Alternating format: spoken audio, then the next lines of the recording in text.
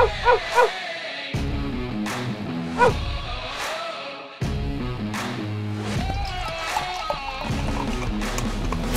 to another edition of the Dogger Pass podcast. This for UFC Vegas 47. Paul Shaughnessy and Cody Saftic here. Show is brought to you by DraftKings Sportsbook off of a 1 week layoff here. I mean, this isn't the heavyweight championship of the world, but many great cards to come in the near future. How's it going, Code?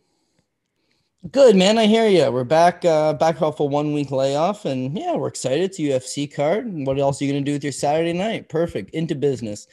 And I looked at it right away. I said, Soriano versus Nick Maximov as a co-main event. Just run me through this real quick. You got Maximov. This is his second fight in the UFC, and his first fight against Cody Brunridge was an absolute nail biter in terms of scoring, right?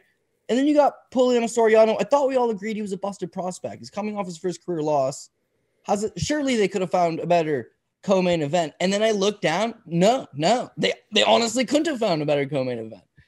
Not that saying actually Rakhmonov versus Carlston Harrison is going to be pretty dope. Maybe Alvey versus Brandon Allen. But yeah, it's like UFC owes contract fights to these guys. You sign a guy, you got to give them 2 or 3 fights a year. Some of them may or may not have that. It's early into this 2022 season. Let's get it underway. And yeah, it's just like a ragtag mix match bunch of fights. But hopefully we can try to find a little bit of value. To me, it seems like a lot of the favorites have already been steamed up. People have already figured it out and who they like the most, and I can't disagree with it. But if we can find a little edge here or there, then it'll all be worth it, right? 100%. Yeah, I mean, I feel like the books were a little bit sharper coming into this one. There hasn't even been all that much line movement. It's just they opened I usually make these boards on like Monday. Or I set them all up. I put the odds in and that type. But like none of these lines have really even changed since then. And when I was looking at them, I was like, oh, we'll see where they move. And it's just like they really haven't. So either people are not really betting on this card whatsoever yet. Maybe they're waiting for this show or other shows to come out this week, or maybe the bookies got it right. But we got the main event: Sean Strickland taking on Jack Hermansson. Sean Strickland is a -200 favorite. Jack Hermansson can be had for +170. I think it really comes down to 5 rounds. Sean Strickland was close to 200 significant strikes in his 1 5-round fight that he's had. And Hermansson, he can get over 100. He can get like 120. But I really struggle to see, if this fight takes place mostly on the feet, him just competing with the sheer volume that Sean Strickland lays on him. I think -200 is probably a pretty fair price, probably a pretty accurate price. A 66% win rate for Sean Strickland, who wins by volume. Jack could maybe mix it up a little bit. Sean Strickland's wrestling rarely gets tested. He's trained with a whole bunch of great wrestlers over the years. So I guess there is a bit of a question. Like you go back like 6-7 years. Okay, he was like taken down 4 times. I can't remember. I don't have it in front of me right this second. But he was taken down four times by somebody. Maybe it was like Worley or something. Either way. Nobody really does take him down. I think his wrestling is pretty solid, but maybe Jack could have a bit of an edge there, but that's probably where the +170 on the other side. I'm going to go with Sean Strickland to get the job done here, but I think the price is about right. What about you? Yeah, so that's the interesting question here, because on one hand, Sean Strickland has not been taken down in a UFC fight since Kamaru Usman back in 2017. Prior to that, Alex Garcia grounded him a few times. Garcia, that's yeah, I think. Yeah, that's exactly what you're thinking, because he's able to just outmuscle him, take him to the ground. Sean Strickland's got a big of a tall, lanky frame. Like maybe wrestling would be the key, but yeah, he spent so much time in Temecula, California, over with Dan Henderson and his guys. So much time now in Las Vegas. I would think his takedown defense is vastly improved. Here's the kicker, though. Nordine Taleb never tried to take him down. Jack Marshman, the Welsh boxer from the Army, never even tried to take him down. Brandon Allen, not a great wrestler, but actually, for the record, never even attempted one single takedown. Krzysztof Jotko, who's competent but not a good wrestler, never attempted one single takedown. Uriah Hall, I would classify him slightly less than competent as a wrestler, but never attempted to take him down. None of these guys are trying to take him down. They play his game, which is stand in front of him and throw heat, and that's where he fights at his best. He likes to talk trash. He likes to get loose in there. He likes to pump that jab, get that right hand. He's not the biggest power puncher, but he's got good accuracy, and it's the volume game. Chip away at you, run up the stretch. Hermansson, at least it's like, you know what? BJJ black belt, but good wrestler. He should be able to at least maybe force Strickland to the ground. If anybody's going to do it, Hermansson should be able to give it a shot. But I'm going to agree with all your points where it's cardio and it's volume down the stretch. That's what should get Jack Hermansson in trouble. If you look at his last fight with Edmund Shabazian, it's a clear case of that youth and that striking and that, that fast start. And Jack, 33 years old, maybe even slowing it down a little bit. Shabazian looks live in that first round, man. But, of course, classic Edmund Shabazian, he starts to fatigue. Once he starts to fatigue, Jack Hermansson takes over. It's the fight prior against Marvin Vettori that's key to me, where Jack Hermansson has a good start, and he gets his wrestling going early against Marvin Vettori. He's able to take him down. He's able to have a little bit of success. It's a 5-round fight. Marvin Vettori had never been in a 5-round fight. It was his first time. And the later the fight goes, it's Vettori's pressure in his volume. It eventually just tires Hermansson. Now his wrestling, not quite as effective. He's got an inability to get the fight to the ground. Therefore, he's forced to stand, and Vettori edges him out, wins down the stretch. Good performance for Marvin Vettori, but it was all about taking him down the stretch down the 5 rounds. And I think Sean Strickland would do it pretty similar. So I'm picking Sean Strickland, minus 200. Greatest price tag? No, especially because the unknown is the wrestling. The over set at 4.5. Might as well just take, do you think the fight's going to go the distance or not? I would lean towards yes, but of course 5 rounds is a long time to work with. So the pick's going to be Sean Strickland. I will take him by decision, but kind of hesitant on that part so far. Mm-hmm. Yep, sounds like we're on the same page. Moving on down, we've got Punahele Soriano taking on Nick Maximov in the co-main event. The co-main event that Cody kind of poked holes. I mean, this is a prelim, like an early prelim fight, really on any other card. It doesn't. I mean, the next card that we talk, or the next fight that we talk about, has my juices flowing a lot more than this one. But Puna is a minus 190 favorite. Maximov can be had for plus 160. Maximov in that fight with Brundage, the stand up looks big time like a work in progress. Like he looks very, very green. He's only 23 years old, so cut the kid some slack. Some of his grappling transitions looked pretty solid.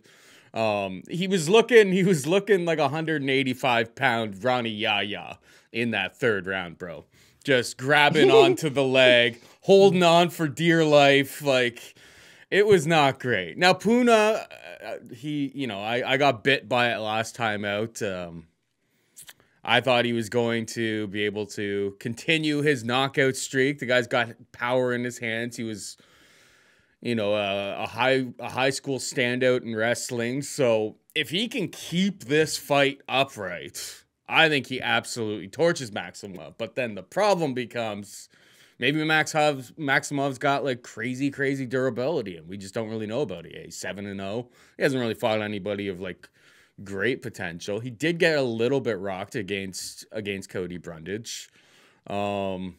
Maybe if he's able to survive late, Soriano starts falling apart again, starts gassing, when that finish doesn't present itself in the first 7.5 minutes or so. I'm hard pressed to not pick Soriano still in this spot though, because I just think if Nick is flopping for legs, if he's not able to get this fight to the mat, and I think he's going to struggle more to get Soriano to the mat than he did against Brundage, it's going to be a long night for him. So Soriano for me. What about you? Yeah, again, I'm going to agree, and it's not because it's anything against Nick Maximov. I just feel like we don't know enough quite yet. I mean, keep in mind, this is a guy that fought in the Contender Series as a heavyweight. Like, he weighed in at 209 pounds from the 209, by the way, representing.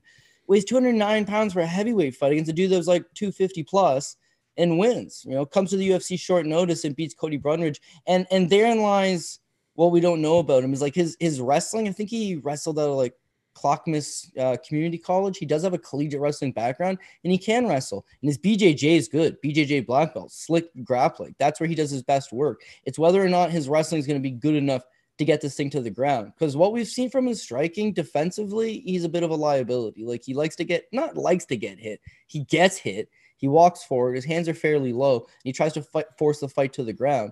But in the last time out that we saw him against Cody Brundage, he, according to the fight metric numbers, landed 14 significant strikes over the course of 15 minutes. So a lot of it's getting his wrestling going, getting the fight to the ground, using these slick transitions, trying to get to the back, trying to score points that way. But it's not like he's doing a whole lot of damage. Where Soriano's definitely got the striking advantage. Power advantage for sure. Like, we know the guy's a power guy. But beyond that, he's just got the crisper technique. He'll throw not necessarily in combinations, but he'll set up that big right hand. He's got, better options to go to need be. I think he wins that way. As far as the wrestling goes, I give the advantage to Maximov, but I don't think I give it by that much of an advantage that I can be sure that he's going to get this fight to the ground. Here's the worry. If he does get the fight to the ground in the first round, he's fresh, right? Mm-hmm. He's 23 years old. It's the UFC. He's got his debut out of his way, right? So sophomore outing, which is always better for them. He took that debut on short notice, right? So this is going to be hopefully better for him. You go out there and you secure a takedown in the first round and you make him work with all these nasty ground transitions. You're passing, you're causing him to defend, you're looking to take the back, you're looking to get a choke going. All this stuff would cause Soriano to work, and Soriano gasses because he tends to gas. Tickets are gone, baby. They're gone. You're done in the co-main event. Because that's my issue with Soriano. He just doesn't seem to have the cardio. I don't know if Maximov has the cardio either, though. Fair. A wrestle-heavy game shows in both of his fights that we've seen at the UFC level that round 3 gets dicey for him. I mean, yeah, we're going to throw out the Contender Series. He was fighting some fat tub of lard. Like, he shouldn't have even been in that match anyway. But Brundage, round 3, like, Brundage had him, he was slamming him in round 3. Like, things were looking dicey. He cut him open.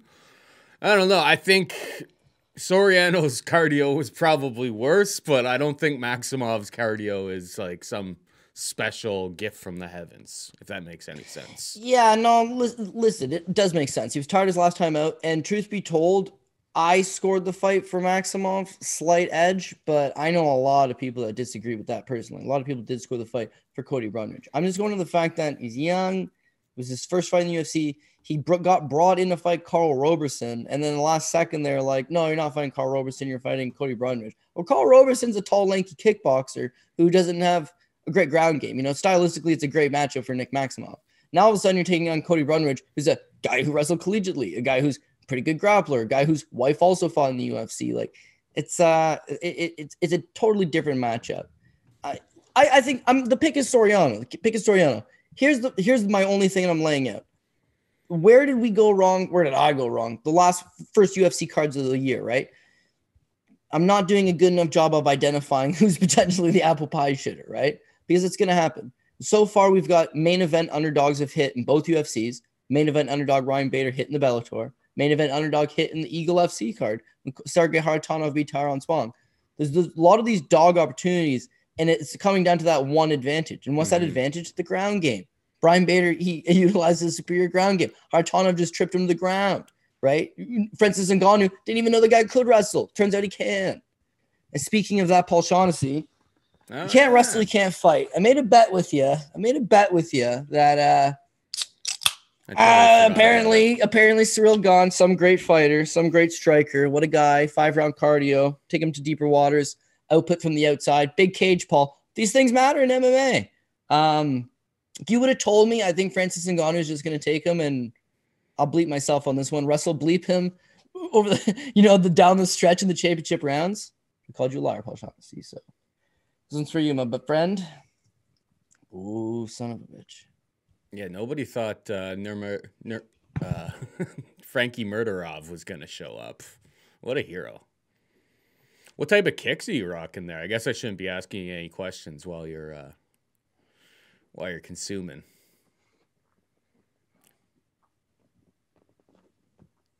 Uh-oh. Little left. Oh, nice. Here's some foam. No cheating there. He didn't take a round off, people. He didn't take a round off. You know what kind of kick it is? It's a wrestling shoe. Because Francis Ngannou clearly wore a pair of these, and Ciryl Gane thought it was going to be a striking match. We don't even good need stuff, to talk man. about You gotta that take your medicine sometimes. We don't even need to talk about that fight because people will just freak out about whether Gane went for a heel hook or not. So, yeah, well, we can move on. The pick's gonna be Soriano. Just don't know how much I love it is the main thing because his cardio is suspect, and cardio is the biggest weapon in MMA. I'll leave it at that. All right, we got Shavkat Rakhmonov taking on Carlston Harris. Minus 235 Rakhmonov, plus 190 Harris. What's your take here, Code? Okay, I'm actually a little bit torn on this one. So in one case, I love Rakhmonov. This is my boy. Comes over from M1 Global. He looks like a terrorizer. Just nice striking, smooth grappling, good wrestling. And he's one of these Kazaki fighters that is just physically strong. Like what I see out of him. He debuts against Alex Oliveira. Keep in mind, he's debuting in the UFC against Cowboy, an established star, and he's favorite right off the get-go. So I think people already read into his talents and his potential level. And, of course, he chokes out Cowboy Oliveira in the first round. Did he have some spots in that fight where he's getting pressed up against the cages and that? Listen, he choked out a bona fide UFC veteran, a guy that had some big wins under his resume in his debut, first round. I thought it looked pretty good. Last time I go to Michel Prazeres, it's much of the same. It's like a passing of the torch. You know, Rakhmonov is one of these future of the sport kind of guys. He's not super young. I think he's, 27 years old. But 6'1", long frame, knows how to utilize it, picking up skills. Guy's a born martial artist. Like, they're going to start picking off these old guard. But he's taking on savvy veterans of the game and picking up these nice, legit wins. Rakhmonov's someone I'm looking to back in future matchups, like this guy. And then you get Carlston Harris. I love what I see out of him. So at 34 years old, you and I talked about this when he made his debut. He's not really a prospect. He's already somebody with an established skill set. When you look at some of his wins, Thiago Vera, Carl Booth, Wellington Turman, Michel Pereira, these guys are gone on to big show contracts. A few of them fight in the UFC. A few of them fight overseas in bigger organizations. But that's all wins on the regional scene. He was legit when he comes over to the UFC. Chokes out Christian Aguilera.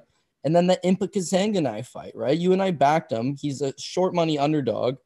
But, man, this guy's a problem. 6 feet tall. He's got like a 76, 77-inch reach, long arms, power striking, sets up that right hand, does a tremendous amount of damage. But he's got sneaky good grappling as well. He's just a problem. He's one of these guys that's going to be underrated a lot of the times and comes in with a legitimate skill set. So if I was to get a plus 190 price tag on it, if you're to get a good price tag on him, and in this fight in particular, it is plus 190, I would just think this guy's a live underdog against most of the division. It just so happens that he's taking off Rakhmonov, who maybe one of the better prospects we've seen in a while. Yeah, so you've got prospect killer versus prospect. Now, how much faith do you put in prospect? How good do you think he is? Go back to the Cowboy fight. I mean, Cowboy has some success inside the clinch. So if a bigger, stronger, good grappler can have success in that area and then have better pace than Cowboy and actually have that the continuation of the fight, yeah, they're going to be live. And Carlston Harris is a big, strong, physical, good guy with good grappling. It's the unknown about the cardio. So as of now, I'm backing Rakhmonov. But again, where have I been getting burned is having too much faith in these guys where the opponent is completely live, and I can't overlook the skills of Carlston Harris. So I am backing another favorite here in Rakhmonov, but not going to be right at the high part of the list, even though I got a lot of faith in this guy's skills. Yeah, kid's got a lot of skills. He's got a great future ahead of him, but this could be maybe a little bit too much too soon. We'll see. Harris has a great ground game, so if it goes down there, things could at least be interesting. And on the feet, Harris just has a lot more tools in the shed, I think, at this point. Anybody who's watched the show since the absolute beginning, out of nowhere, me and Kent, main event Kent from back in the day, rarely ever talk about really MMA or picks or anything like that at all. He just wrote to me, Shavkat is a future title challenger, I think. So nice. So I don't know. We'll see. We'll see if main event Kent has his finger on the pulse for Shavkat versus Carlston Harris. All right, moving on down the card, we got Brendan Allen taking on Smiling Sam Alvey. Brendan Allen coming in on short notice when your boy. I mean, this was going to be a really frustrating. Everyone was going to have a Sam Alvey by knockout ticket. Coming into this fight, and then Alvey would probably throw 7 strikes and Phil Haas somehow win a decision, and we would all of our tickets would have went up in flame. This is they lined this fight pretty much the exact same. Maybe I don't know what's Brendan Allen been up to. Is he in shape? He must be in shape if he's making 185 pounds on literally a week's notice. He must have been like staying ready for a fight. This is a much harder matchup, in my opinion, than Phil Haas was, and they're pretty much giving you the same price. It's minus 400 out there on the market. I don't even think DraftKings Sportsbook at the time of this recording even has a price on this fight, but I wanted to have something to talk about for it. How does Alvey win here? What does Alvey do to win against Brendan Allen? What's his path to victory? Yeah, what is his? Is that what you're saying? Yeah. Well, in my humble opinion, I think his path to victory would be Brandon Allen. Look at his last fight with Chris Curtis, for example. Okay, so he goes out there with his game plan of he wants to grab Chris Curtis, a much smaller man down, wrangle him to the ground. He doesn't want to strike with him. He just wants to get this fight to the ground. He shoots first takedown attempt, not bad. Lifts Curtis up, completes the takedown, and for 2 seconds, Curtis pounces back up. Second takedown attempt, nowhere close. Now he needs to strike, and within moments, the shots that hit him hurt him, and he falls apart. When he fought Sean Strickland, who's now headlining this card, and another absolute beast. Both these guys are way better than Sam Alvey. I'm just saying, when he fights Sean Strickland, it's the same thing. He just ran in there, face forward, wanted to throw down with him, got hit with a couple good shots, and the longer the fight goes, his game plan kind of falls apart. He might be a bit of a front runner. He might be one of these guys that goes out, tries to finish in the first couple rounds, and relies on his wrestling against subpar competition. Now, Sam Alvey getting older. He's rocking like a what? Is it a 7-fight winless streak? That's unbelievable. 7-fight winless streak. He knows where the bodies are buried, Cody. He knows. He hasn't won a fight in nearly. Yeah, he hasn't won a fight since June 2018. Like 3.5 years. This guy's not his hand raised in the octagon. And his his base rate for his contract too is like it's like $70,000 to show. Like it's not like he's like cheap either. Yeah, I don't know, man. He's got like 8 kids. Like it's possible that they feel for him, and he's a company guy. He's willing to step up and take a fight. But again, he has done that historically. But eventually, you're kind of like, what are we doing here? When I was thinking about guys that could possibly step in and be a better co-main event, I thought, geez, Brandon Allen versus Sam Alvey, this could be fun. This could be a better co-main event than what they're presenting. And yeah, ultimately, you've got Brandon Allen's coming off a pretty devastating defeat to my boy, the Action Man, and you've got Sam Alvey hasn't won a fight in almost 4 years. My God. So yeah, listen, is it priced accordingly? Clearly, Brandon Allen should be the favorite, but Brandon Allen, again, his wrestling might not be good enough to take down Sam Alvey, who's had historically strong takedown defense. The striking, Brandon Allen's got volume for days. And as far as the technique, a little bit crisper. He's got the leg kicks going for him as well. But Sam just doesn't throw. He made a career out of this. Doesn't throw punches. Lets 2 or 3 go, and then one partially connects, one lands flush. Boom, you're in a lot of trouble. Could that be his path to victory? Well, Paul, I think that's his only path to victory. So I am siding with Brandon Allen.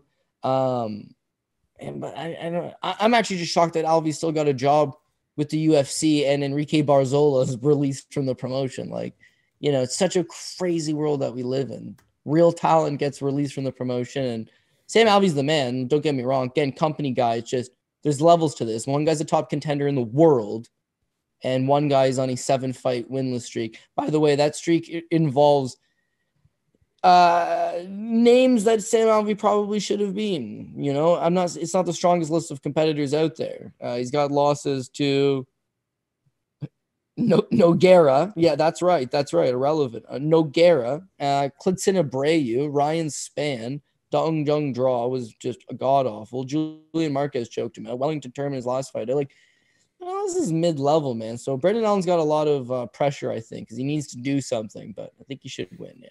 This fight is at 205 upon further confirmation. So that makes more sense, because I was like, how is Brendan Allen going to cut down to 185? Like, he must have just been, like, ready within striking distance of 185. But on UFC or on ESPN's website, it's listed at light heavyweight, and Tapology has it listed at 205 now, too. You know what? That probably favors Sam Alvey because, one, at 205, he should be able to stuff Allen's takedowns. Like, honestly, I'm not 100% sure Allen's going to be able to go out there and wrestle him. So this becomes a striking battle. And I think if you're Sam Alvey, this is it, right? Do you think they let him go on an 8-fight winless streak? Like, this has got to be it. He's got to go out there and just let his hands go and do something. It's possible that he does that. But, yeah, that's not enough for me to switch the pick. Some narrative not enough. I think Brandon Allen is the younger, sprier, faster, quicker guy. He just needs to show up. Short notice. Hopefully that doesn't affect the gas tank, because that's the one area I think could lose him for this fight. Yeah, you just get those first 2 rounds when Alvey's just backing up and hold on. But I mean, Alvey, his team, he trains with Strickland quite a bit. He trains with Chris Curtis, I believe, quite a bit. So they're very, very familiar, at least, with Brendan Allen as an opponent around those parts.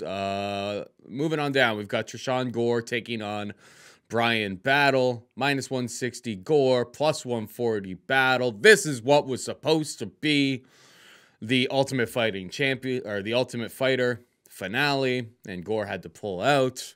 So Battle ends up winning the Ultimate Fighter, but this is the fight that needed to happen, so I'm happy that it's going to happen. Do you have a hard lean in this one, Cody? Honestly, don't have a hard lean at all. This is the one fight I want absolutely no part of. Bryan Battle was a good amateur. He's got wins over Impa Kasanganay and Cody Brunridge, both future UFC veterans in the amateur ranks.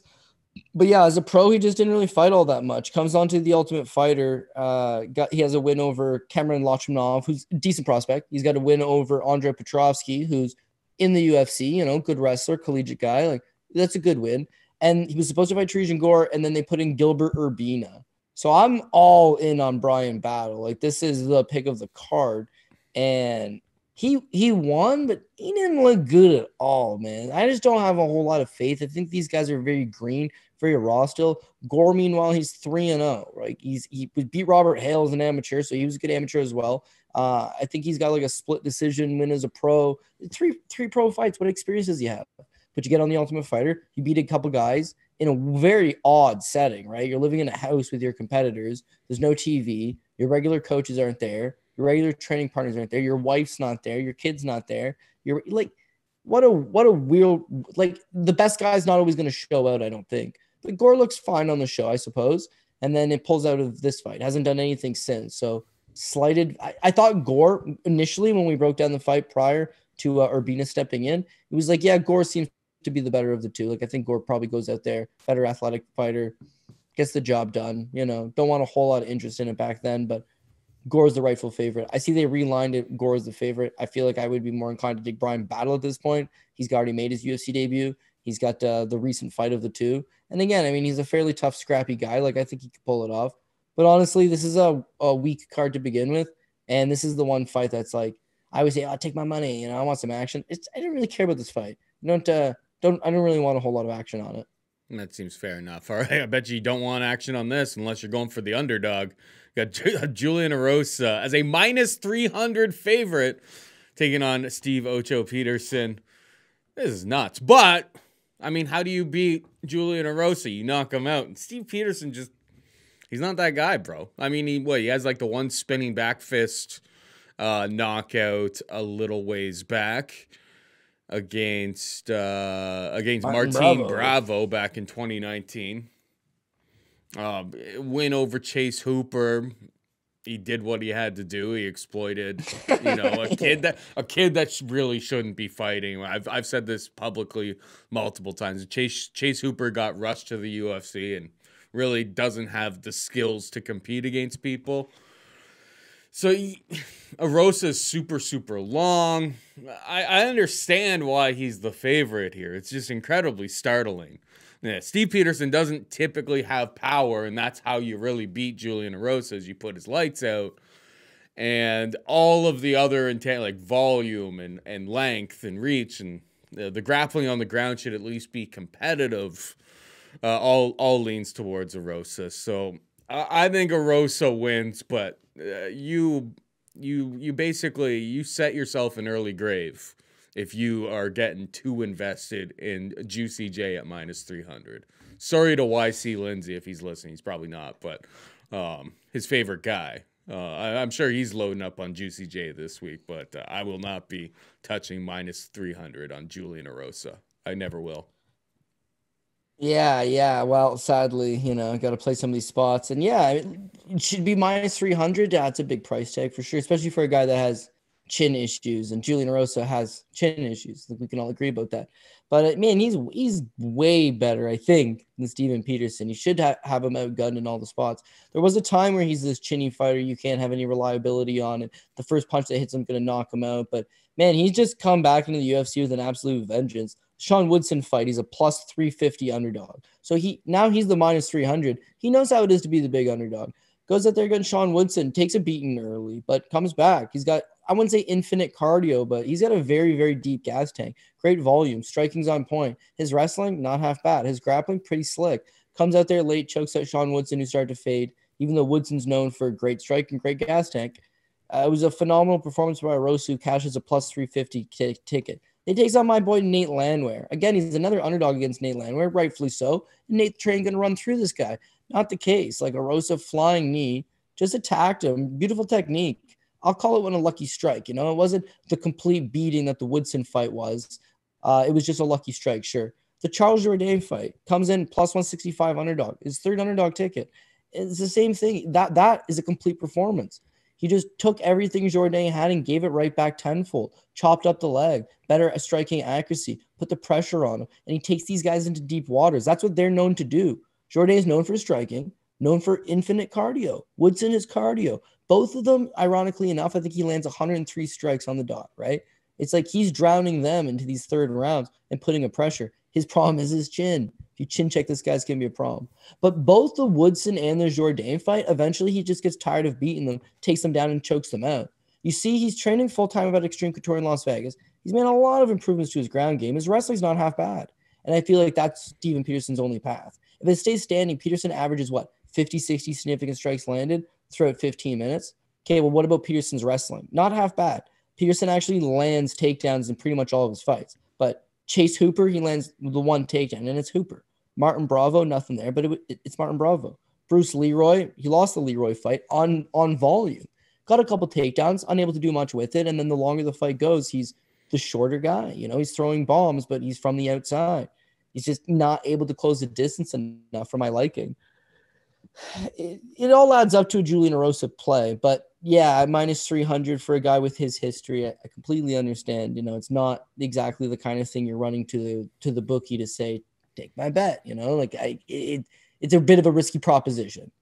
Yeah, it's not a stone cold lock. Anyway, yeah, Julian Erosa, the juicy J lock. We can move on. We got Miles Johns taking on John Castaneda, minus 190 Johns, plus 160 Castaneda. What's your take here?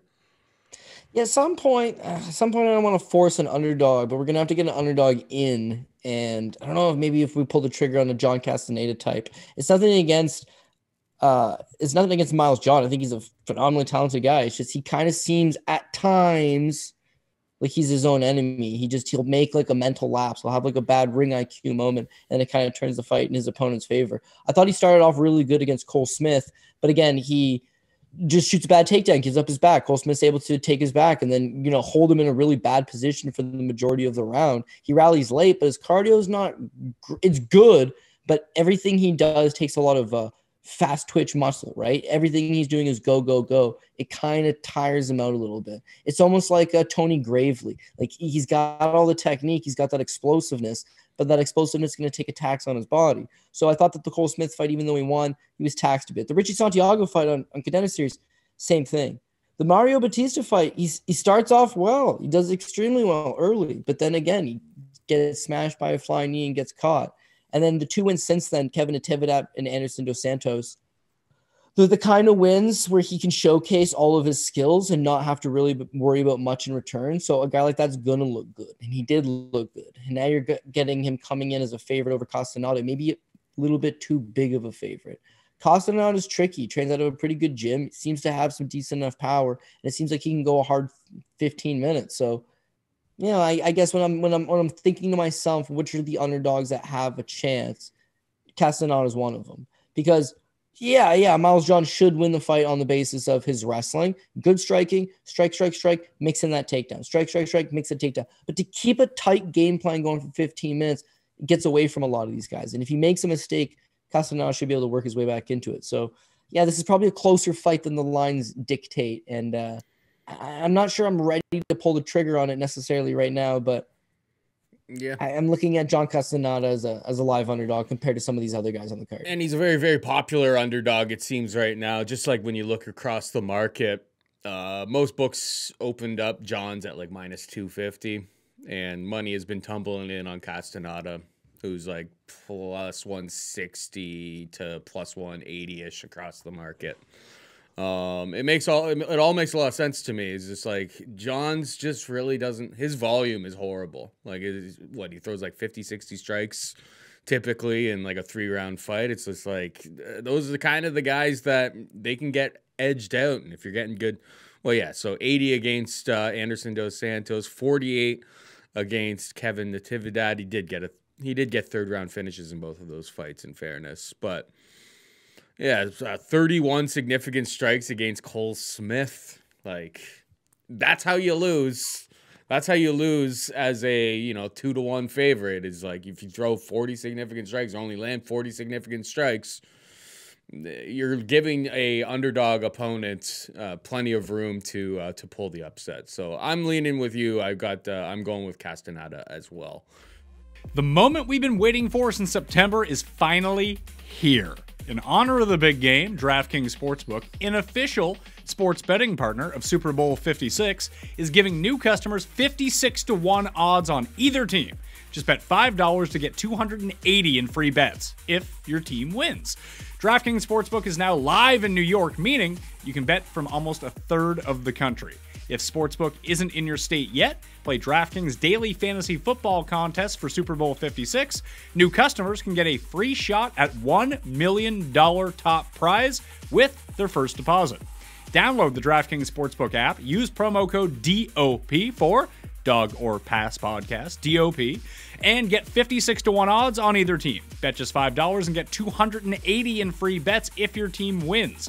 That's promo code DOP at DraftKings Sportsbook, an official sports betting partner of Super Bowl 56. 21 plus, minimum age and location requirements vary by jurisdiction. See DraftKings.com/sportsbook for a full list of requirements and state-specific responsible gaming resources. Void where prohibited. Gambling problem? Call 1-800-GAMBLER. In Tennessee, call or text TN Redline. That's 1-800-889-9789. In Connecticut, call 888-789-777 or visit ccpg.org/chat. In New York, call 877-HOPE-NY or text HOPE-NY. That's 467-369. We got Hakeem Dawodu taking on Mike Trizano, minus 180 Dawodu, plus 155 Trizano. Who you got here? I think this is another live underdog spot in Trizano, only because it's going to be a striker versus striker battle. I give the striking edge to Hakeem Dawodu in that he's a little more technical, and the guy is just a physical specimen. Like he's got the Muay Thai credentials. The guy competed at a fairly high level, and then as far as his run in MMA goes, like he's pretty tight, technical, sound. He's shown off like a weak-ish chin early on, but since then, I mean, he's made a proper adjustments. It's that I don't love his volume. And with Trizano, he's a head-forward guy. He's going to come at you. He's got decent striking in his own right. Is it as good as Hakeem Dawodu's? No. But if he stays in his face and pressures him the entire time and slightly edges him off on volume, he's going to make this a live fight. When it's a live fight, 2 strikers going at it, probably goes to decision, could be a competitive, close decision. That's when you're paying 2-1 on Hakeem Dawodu. You might not love it. Mm-hmm. But again, I think Hakeem Dawodu, the fights to highlight would say be his last number, right? The Julio Arce fight, striker versus striker. He lands 55 significant strikes over 15 minutes. It's just low output. What he does land hurts and causes Arce to, back off from for the most part. But a guy that's just reckless and a forward pressure fighter could get to him, could break a guy like that. Zubair Hugov fought a real bad game plan, man. Just like very hesitant, did not want to engage him. And again, it's another low striking affair. They're both split decisions, right? Both of them are split, which means at least one judge believes the other man to lose. So Hakeem, you want to bet this guy, you want to get behind him. It's probably going to be on his end, a low striking affair that goes to decision and is up in the air. You get burned on fights like that. Just like Benson Henderson versus Mamedov. We talked about this on the Bellator preview show, is that you knew it was going to be close and competitive and these split type of decision type fights because Benson's in them all the time. And Mamedov, he's in them a lot as well. So even though you think one guy is the favorite, you do agree with it, the pricing is just off because you know it's going to be competitive. I like what I see out of Trizano. I think that he's got better volume than Hakeem Dawodu. I think it's going to be a close competitive fight. Just don't agree with the price tag. I think a great thing for him when he fought his last fight against Ludovic Klein. Ludovic Klein moved over to Sanford MMA. He's known as this European whiz kid, great experience under his belt, smooth striking. Now that he's with Henry Hoof, sky's the limit for him. Perfect. Gets in there against Trizano, and Trizano turns him into a wrestler because he didn't like that forward pressure. He decided, I don't want to strike with this guy anymore. Relies on his wrestling. And Trizano ends up winning the fight. Hakeem's not going to try to take him down. He'll stand his ground. It'll be a good, competitive, close fight. But in that, probably going to go decision. And in that decision, who are the three judges? What did they like? Did they like the precision and the better strikes landed from me and Hakeem? Or did they like the overall volume and pace and the chasing around of Mike Trizano? So, again, if we're looking for another potential underdog, at least from what I see, I would think Trizano is another one of these live underdogs that's got a potentially a chance. Both of these guys are just historically in insanely close fights and fights that the judges, it's not even about whether you think that they give the illusion to the judges that it's very, very, very close in their fights. And you want to be holding plus money tickets when you're shaking in your boots, holding a minus 400 or in this case a minus 180 Dawodu tickets. Like, you would prefer to have the plus money ticket. All of these things kind of even out over time typically, right?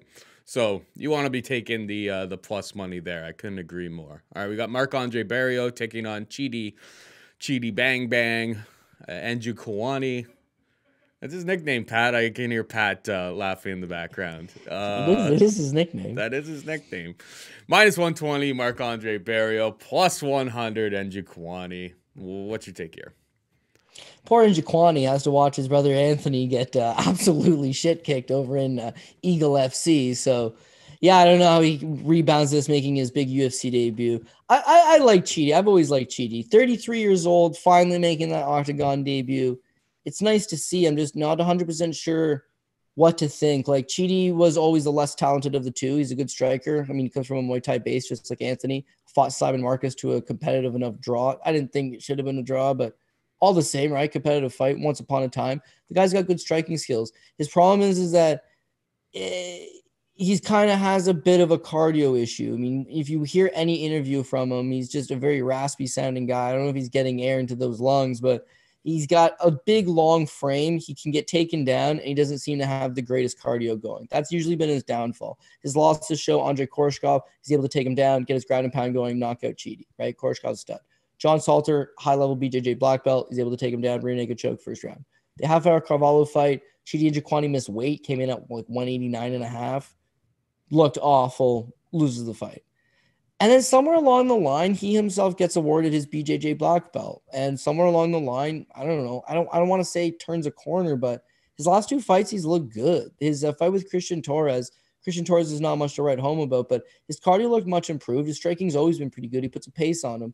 Then that Contender Series fight against Mario Souza, it's an even money pick. Souza looks like a decent enough prospect, but Chidi and Njokuani beat him pillar to post at everything. His striking was infinitely better. His cardio was infinitely better. His ground game was infinitely better. He did whatever he wanted to him. It was a very impressive fight, and it's enough to get Chidi and Njokuani that UFC contract. So on one hand, I got a guy who's 33 years old. His career's never really panned out, right? Bellator releases him. It looks like he's starting to get to that tail end of his career, and he's on a career resurgence because he beats two not really known level guys. Not the biggest coming into this one. He does struggle to make that 185 limit, and even though he can make it, Barriault's a big guy, dude. Like, if you have any type of cardio problems, Barriault's going to tax it because he wears on you. He does come forward. He does like to pressure his opponent. He likes pushing you back towards the cage and have you fight off of it. Even in these clinch exchanges, he wears heavy on him. If the fight was to hit the ground, believe it or not, I think the advantage goes to Chidi and Njokuani. He's a BJJ black belt. If he's on top, he's going to be very good in this fight. If he's on his back, probably not nearly as effective, but, he's not a complete fish out of water for a Muay Thai practitioner. And when the fight stays standing, Chidi's way more refined. He's way more polished. Stays at the outside. You get his kick game going. How does he fight off of his back foot is the real question. And that's the real question. Because that's what what new age Marc-Andre Barriault is going to do is just stay in your face, pressure. Like, he's basically fighting like it's Jared Gordon style, or like peak Jared Gordon style. They're where both it's at like, Sanford MMA right yeah, now as well, right? in your Like face, it's push the pressure. That basically negates any sort of kicks coming back the other way, and his chin seems pretty solid, and he's been able to take all of the punishment coming back. He just stays in your face, throws 120 significant strikes in 3 rounds. It's tough to win that unless you have real stinging power to stop him from doing that. Yeah, well, I think the other thing worth noting is that look at like the Dolce Lunkambulia fight. This Dolce doesn't have great cardio, and yet Barriault stands in front of him and lets Dolce unload. And the punches that Barriault takes, it's like, oh my God, this guy's got a great chin, but why is he taking them? There's no need to. But he doesn't mind getting hit because he's going to hit you twice back. Chidi's a great striker, right? But if he can take Chidi's best punches, Chidi doesn't like getting pace put on him. He doesn't like that work rate. And you're right, fighting off his back foot's going to be a problem. So I like Marc-Andre Barriault. I think Team Canada pulls one back over here. I'm hoping, we'll talk about Alexis Davis in the next one, but I'm hoping Barriault gets us that win because Hakeem Dawodu loses to Trizano. Unfortunately, for bet purposes, got to go against my country on that. But yeah, I think Barriault's done a really good job at kind of bringing his career back to resurgence since going down to South Florida. Yep, I agree with you. That's why I thought you were going the other way, and I started trying to change the narrative, I guess. But I was leaning towards Marc-Andre Barriault to just keep pushing forward and make this a dirty fight. It seems to be working for him at least the last 2 fights. We are not talking about Alexis Davis versus Stoliarenko next, because it's Phil Rowe versus Jason Witt. Phil Rowe is a -130 favorite. Jason Witt can be had for +110. This line has definitely been shortening over the course of the week. And my initial thought, before watching tape, I was like, maybe there's some value on Rowe here. And then went back and watched Rowe's fight last time. I remember being on Rowe against Kosi, and I remember cashing the ticket in round 2 and feeling pretty good about it. But then you go back and watch, and you're like, my God, he got taken down early in that fight. He really pushes he makes some bad decisions a lot of the time. He's pushing into the clinch when he seemed to have Kosi hurt a bunch of times. I struggle to ever put money on Jason Witt because I think his chin is an absolute mess. But I do think that the takedowns will be possible for him to land in this spot. I'm still going to go with Phil Rowe. He's got like a 10-inch reach advantage here. You just have to disengage, stay away. Like even Jason Witt against Bryan Barberena, it's like if he gets those takedowns, but even in round 3, it's just like he was on death's door. The last like 30 seconds of that fight. And Bryan Barberena, who also struggles to stop takedowns, gave up like a takedown with like 30 seconds left, and then he was able to cruise from there. But like Jason Witt was almost knocked out again. Like he was woozy, probably doesn't remember the end of that fight type of thing. I think eventually Phil Rowe catches him on the feet, but I definitely do see the path to victory because Phil Rowe's takedown defense, incredibly suspect. What about you? Yeah, Phil Rowe's takedown defense is very suspect, but also he's a BJJ black belt, and he's actually a pretty good BJJ black belt. Like he competes on the scene against guys like Gordon Ryan and Cody Steele, so he's very active in the grappling community against high-level BJJ black belts. And I think that overconfidence in his game, one of those guys that's like, oh yeah, take me to the ground, buddy. It's like, no, man, no, it's an MMA fight. You don't want to be giving up ground time, like fishing for submissions. Jason Witt also being out of Glory MMA and Fitness, James Krause will have an excellent game plan together for him, which is just, go complete the takedown, hold this guy down in guard, neutralize his submission attempts, and land a little bit of light ground and pound, conserve yourself. So yeah, if he fights the proper game plan, Jason Witt, live for sure. But I do think this is your live betting spot of the whole card, because honestly, as far as I'm concerned, I think Jason Witt does go out there and secure the takedown early. But Philip Rowe is a BJJ black belt, man. The guy does know what he's doing, and he's going to be able to neutralize a lot of what Witt's doing. The second and the third round, Witt exerts himself a lot. He's a muscular guy, and he I wouldn't say it's like nervous energy, but he uses a little too much energy when he doesn't need to sometimes. Not enough technique, a little more brute strength, and it tires him out. Once he tires out, he's in a compromising situation. When you look at Rowe versus Orion Koski's last time out, Koski, just like his brother Lewis, they're very front heavy. They're front runners. They go hard the first 3 to 5 minutes, and then they either take you out or they completely gas themselves dry. That's exactly what happened, right? He goes out there. Philip Rowe's good at neutralizing him, tires him out in that second round, puts him away, scores the TKO victory. His fight with Leon Shabazian on the Contender Series, first couple rounds, competitive. The longer the fight goes, Rowe puts a pace on him. He's able to break him late. He's able to get that late TKO stoppage. When you look at Jason Witt, this is Jason Witt historically, and this is why, similar to Julian Erosa, you can't have faith in him. First career loss, Chase Rand counter, 56 seconds into round 2. Second pro loss against an 0-0 Jeremiah Denson. He got choked out in the first round. Dakota Cochran from the Gay Pornos. Which I'm not just saying that to be mean, by the way. It is Dakota Cochran from the Gay Pornos. Choked out in the second round. Justin Patterson, 13 seconds into round 3. Sure, he made it to round 3, but ding, ding, ding, touch gloves, punched out 13 seconds into round 3. His next loss, Hugh Pulley, knocked out in the second round. Next loss, Takashi Sato, 48 seconds into the first round.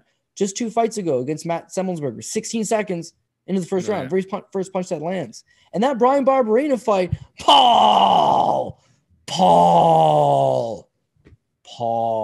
Did Witt deserve to win? Yes, because he did exactly what he had to do. Because he survived, but he almost got knocked out on 3 separate occasions. Like, we're splitting hairs here, brother. Does not take a very good punch. No. This cardio's a little off. Like, Rowe makes bad decisions, but Rowe, what's Rowe by knockout?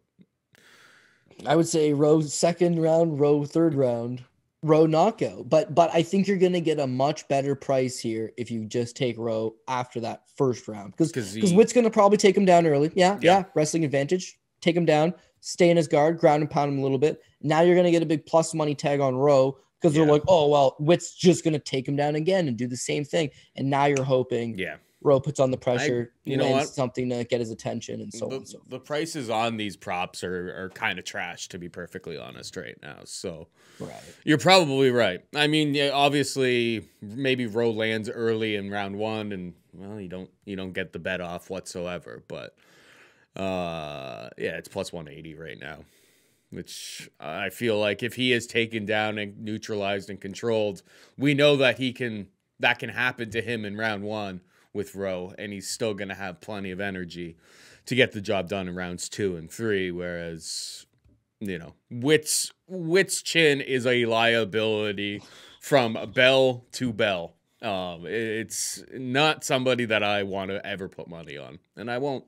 All right, we got Alexis Davis taking on Julija Stoliarenko, minus 220 Davis. Plus 180 Stoliarenko. Is it another win for Team Canada here, Code? I know. I can't tell you the last time that Team Canada had 3 people in the same card. It was either a card in Canada, of course, or like that UFC 58 Canada versus USA. But yeah, for the most part, I know we trashed the card saying it's real low level, and then there's 3 Canadians on it. That's the state of Canadian MMA, my friend. That's the state of Canadian MMA. Yeah, this one's a little bit dirty. Alexis Davis, she's obviously, I would say, pioneer because she's one of the first great Canadian female fighters. She went over to Strikeforce. She did the damn thing. She came to the UFC. She did the damn thing, fought Ronda Rousey for a world title, like did everything you could do in the sport, I think, outside of win, the major championship. But yeah, just like the last couple of years haven't been as kind for her. She's 37 years old. She's obviously had a child. And the problem with her is she needs those easy fights just to get a little bit of momentum going, a little bit of confidence going. Because she'll take a little bit of time off. She had the kid. She was away from the sport. She comes back to it. They've given her Caitlin Chikagian. Okay. Well, actually, let's even talk about Liz Carmouche. Liz Carmouche, former world title challenger, currently over in Bellator. I'm pretty sure getting ready to fight for a world title again. Caitlin Chikagian, one of the best girls in the division, former world title challenger. Jennifer Maia, with all of them though. Top level fighter in the division, former world title challenger. Viviane Arroyo certainly seems to be making a good name for herself. Likely ends up being a title challenger within the next 2-3 fights. Sabina Mazo Junk, and she wins that fight because she's not fraud level yet. She's still that savvy veteran with something to show. And then Penny Kiad's at her last time out. Penny's not a walkthrough, tough opponent, big, strong girl. Obviously has a striking advantage. You got to put a pace on her. And she has pace. She has cardio. She's got that grind. It's that she ain't what she used to be. So you give her Stenko, and I think that's just exactly what she needs. These are the type of fights where she should be able to get her game going. Her striking much better than Julija. Her pace as good. Ground game advantage. Her pace. It's that women's MMA has a way to do Stenko. this to us. Yeah. I mean, I think Davis has all the weapons to win this fight. It's whether 100%. She puts them all together at this stage of her career. Women's MMA has been known to burn us. These 37-year-old type fighters who got other things going on in their life, that tends to burn us. And sometimes I tell myself as I'm watching the fight, women's MMA, wish I was more like Pat. And I just randomly bet these long shot underdogs because I'm guaranteeing you he'd be up. He hits these only guy I know that hit Amanda Nunes went again. It's Amanda Nunes because the theory holds true. Expect the unexpected. This is a fight Davis should win. She should get the victory for Team Canada. She's got the superior skill set all over. But one has to wonder if it's not, would you put it on your top ticket? No. And why? Why is that? It's Julija Stoliarenko. She stinks, pal. You don't want anything to do with this girl, but you still wouldn't top ticket against her. Because is the stink Stoliarenko or is the stink the shit in my apple pie because I went too heavy on Alexis Davis? Shame on me. 1-4 in the last 5 fights, Paul. How much confidence can you really have there? But yeah, talent is a huge thing. Level of opposition is a huge thing. And Davis only fights the creme de la creme. And Stenko, not the creme de la creme. So got to go with my girl, the alligator, Alexis Davis. Davis by decision is even money. I think that's a pretty solid bet. This goes 3 rounds, and, the over is minus 265 to the over. It's just like, this goes 3 rounds. Davis is going to likely win by volume. She has the tools. She has the ability, I think, in every phase of this. Like, I struggle to see where Stoliarenko has an advantage against her. Like, if it goes to the mat, Alexis Davis should be prepared for anything that goes on down there. If this goes 3 rounds, I feel like Davis is probably going to win a pretty convincing decision based on volume. And, she'll land like 90 to 100 strikes, and Stoliarenko will land about 40 to 60, and then we'll move on onwards and upwards from there. But yeah, it's a real simplistic way to look at it. But I think Davis decision definitely has my attention. Yeah, I agree. And the last thing there is that Stoliarenko loves throwing up arm bars, apparently. That's her thing. She calls herself the Lithuanian armbar queen. Like, you're going to submit Alexis Davis with an arm bar off your back? No, good. Gonna give up position. I hope you throw it. And if anything goes wrong for Davis, if at any point you're like, oh, man, I'd really like to collect my second check, this isn't going my way, spam clinch up against the cage. Like what I had seen versus Stoliarenko against Giannis Kunikeya is like at any point, if you just want to press her up against the cage, she was defenseless. Nothing she could do about it. So, yeah, I think we're on the same page there, man. 100%. All right, we got Jailton Almeida taking on Danilo Marques. Jailton Almeida, minus 380 favorite. Marques can be had for plus 290. Went back and watched Jailton Almeida on the Contender Series against, Nazardinov or something like that. Yeah. I mean, he definitely has some decent entries for his wrestling. The BJJ is very, very solid. I think that people, the announcers were quite surprised by the fact that this was his game plan to come in there and absolutely dominate the wrestling. He looked very, very solid, but the stand up with him definitely looks like a work in progress. He doesn't look like, we didn't see all that much of it in the fight, but I'm not sure what to expect from him. Luckily, Danilo Marques, his striking is even more of a work in progress. My real question for you, maybe you don't even have the answer for, is like, what happens? How competitive is this on the mat if it goes down there between the two of these guys? Because I don't really have that answer, and if I was gonna lay almost 4-1 on somebody, then I really need to have that answer. Yeah. Listen, it's a great question to have. How good is somebody's grappling? And this is probably going to be grappler versus grappler. Danilo Marques in all of his fights, despite the fact that the dude's 6'6", the long reach, all of his fights, he's got one singular game plan. get this thing to the ground. Jailton Almeida, meanwhile, it seems like, his striking work in progress. You said it yourself. He's so big and physically imposing that I'm sure if he was to hit you, he would do a copious amount of damage. He just doesn't set up his strikes all that well. Does his best work on the ground. So you got grappler versus grappler. Who do you think is going to be the better grappler? Well, I got to go with Jailton Almeida. I learned my lesson with this guy, and I'm looking to back him moving forward. He had a couple decent enough wins, like Edinaldo Oliveira, Ildemar Alcantara. We're talking UFC veterans, past or prime type guys.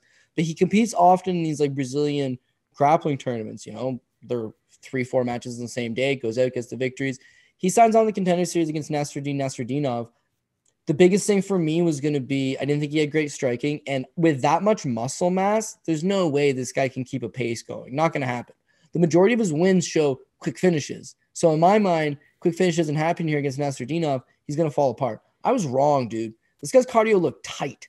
Like for a guy that's that big and that strong, he gassed out Nasruddinov, took him to where he wanted to take him, and beat him up bad in that second round before choking him out. Solid victory. Cash and underdog ticket there, right? He was a plus 165 underdog. I didn't have him. I went with a scary looking Russian. But this is a solid victory for him. Daniil Marquez, meanwhile, his level of competition has been just extremely low. He beat Cody Saftic and Mike Rodriguez with his grappling. Well, Cody Saftic, one of the biggest frauds to fight in the UFC in a long time, right? Not a good grappler. So you can show out against a guy like that. What would have Almeida done to him? Smoked him, I think. The Mike Rodriguez fight, go back and watch that one. Oh, man.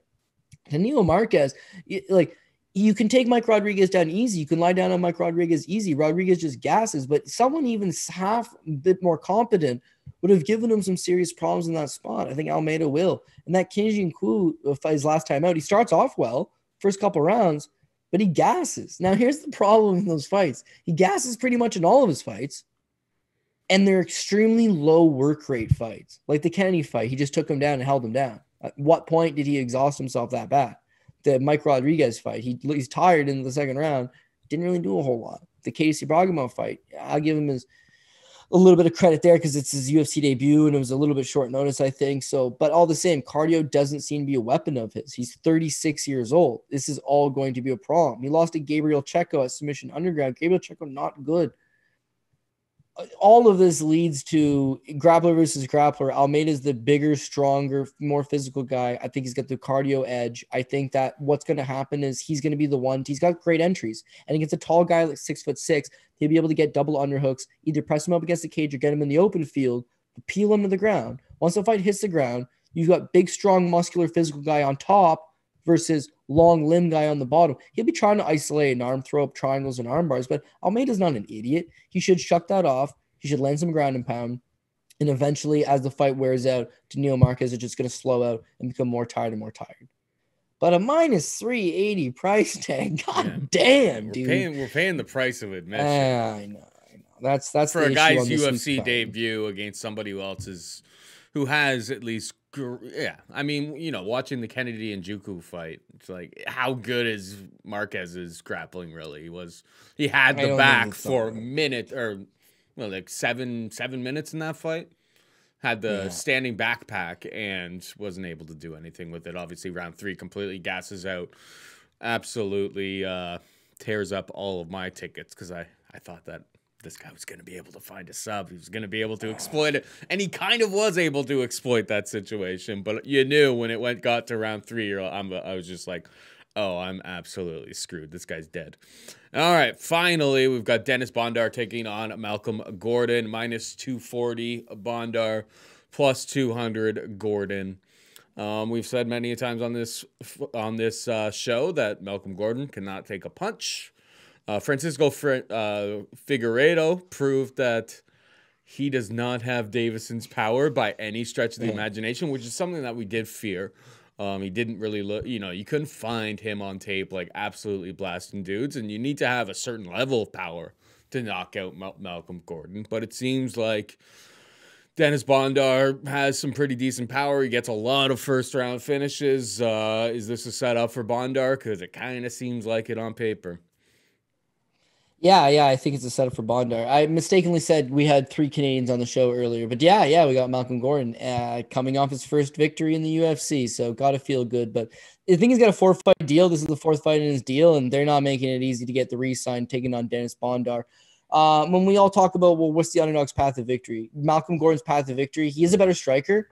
This fight's hitting the ground, but Dennis Bondar is taking him down. He needs to try to fish for like a submission off his back. He needs to throw up a triangle. He needs to just catch something, which he is capable of doing. But outside of that, Darius Bondar seems a lot more relentless. He's just one of these guys that's going to grind on you. He loves to just go for those takedowns, and he's got good grappling. Gordon, meanwhile, keep in mind his fight with Amir Albazi, he gets rocked, and then he ends up getting caught in a triangle choke. So as good as, because he's a BJJ black belt, he got choked out by Amir Albazi, who's a stud. Fine. The Sumaderji fight, we already knew he had a weak chin. Sumaderji knocks him out. Dimitri Waterberg knocked him out. Austin Ryan knocked him out. Randy Turner knocked him out. Malcolm Gordon, chinny. Yeah, okay. We've established he's chinny. The Francisco Figueiredo fight, beyond Figueiredo not having the power of his brother, it was that he was completely gassed, Paul. I mean, this guy is done. He's cooked. And he's still taking down Malcolm Gordon. So that to me was a giant issue because Bondar's got an infinitely deeper gas tank. He's got better wrestling. And I think he's going to be continuously taking him down. The one thing I will admit, Malcolm Gordon shows the 4 knockout losses. His fight with Jordan Graham, TKO 42. Jordan Graham's lighting him up, beating him up in striking, hits him, hurts him, fight hits the ground, creates a scramble. He just locks right onto a triangle Kimura. This thing is nasty. Props to Jordan Graham for fighting for as long as he did, but eventually dislocates his elbow. It was like, oh, damn. He was hurt standing, but his grappling is pretty good. His fight with Yoni Sherbatov, he's this close away from getting knocked out. Like, he's getting lit up. Yoni Sherbatov's got him done in the first round. He gets over antsy, goes in for the kill, and Malcolm Gordon just transitions, takes his back, both hooks in, puts a rear naked choke in, chokes him out. He has done it before. I think Bondar's not going to look to strike with him much, but I think he's just going to routinely take him down and grind him. The one worry is he throws up some trick because he's done it before. Maybe he locks onto something, but on a card where you're going to have to pull the trigger on some of these guys, Dennis Bondar looks like the kind of guy I want to get into business with. I like so far what he showed from his regional show career, and I do think the UFC's setting this kid up for a bright future. Yeah, and there aren't too many, not many books yet that have Bondar props out yet, but definitely have a look out for those. If you can get some plus money on him by winning by knockout, or even more than that, like, I mean, I don't even know, is there an available line on like Bondar round 1? Let me just have a look out here on the old like, this is the fight obviously that the books have been a little bit slow to the draw. Bondar wins in round 1. I see a plus 275 out there right now. As more books. That's a pretty good opportunity for fighting, for a guy who has, explosive power, taking on somebody who has a massive history of getting iced early and often. It actually seems pretty decent, to be perfectly honest. So I may take a little poke of that. But yeah, what I'm looking, I'll probably take a little shot of this Bondar round 1. Castaneda at plus 160, plus 170-ish that I see out there right now. Trizano plus 155. And Davis by decision. Those are the spots that have my attention as we wrap up the show here. So without further ado, Cody, hit him with the PRP. All right, hit him with the PRP. We're going with Sean Strickland. We're going to go with Soriano. That one could change, though, for some reason. But, yeah, I mean, we got to go Soriano, right? Strickland, Soriano, Rakhmonov, Brandon Allen, Bryan Battle, dog number 1, Julian Erosa, John Castaneda, dog number 2, Mike Trizano, dog number 3, Marc-Andre Barriault, Philip Rowe. You can make him dog number 4 if you take him after round 1. Alexis Davis, Jailton Almeida, and Dennis Bondar. The last thing I'll leave you with the Dennis Bondar thing, we'll move there, is that it's his first fight in almost 2 years. He's had one fight since 2019 against a nobody. He pulled out of his Odie Osborne fight. He pulled out of his Victor Rodriguez fight. His country's currently in like some political turmoil. I don't know that I don't want to top ticket this guy, but he looks like he should walk right through Gordon. He is the play. We're not going to change on that one. It is going to be Bondar, but that's when we talk about top ticket guys. Okay, Sean Strickland, he's main event, gives us our hedged opportunity. We like that. Rakhmonov, he's always a top ticket guy in my mind. Because Carlston Harris, I'm not sure I'm rushing to put him on there. I'm on Julian Erosa, but you were so harsh on him earlier. Not harsh on him. You're so realistic on him earlier. I mean, it's one of those cards. Yeah, it's got man. me you're gonna thinking, have to be, dude. You're gonna have to be uncomfortable. You're gonna have to be, or you're gonna have to do a whole Because then bunch you of make passing. right. Alexis Davis, Jailton Almeida, Marc-Andre Barriault. Those are the pieces that you like. Mike Trizano is my dog of the week. Yeah, you're right. It's one of those cards, dude. This is what we do. It's the business we're in. And hopefully we get through these uncomfortable situations and make it a profitable and good time. 100%. We're all in it for a good time. Not necessarily a long time, but a good time. Anyway, that is it for us this week. Hope you enjoyed the show. For producer Pat Mayo and Cody Saftic, I'm Paul Shaughnessy saying goodbye and good luck.